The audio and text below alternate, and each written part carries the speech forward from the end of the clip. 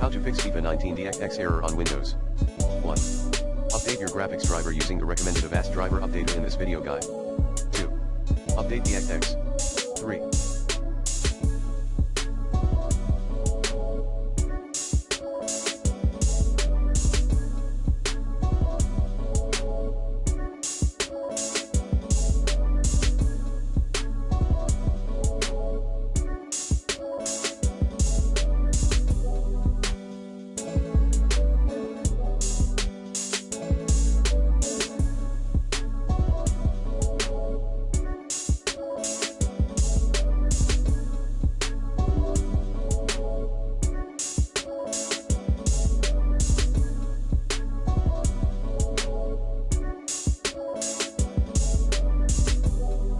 Check if your PC meets the system requirements for FIFA 19. Upgrade your hardware if needed.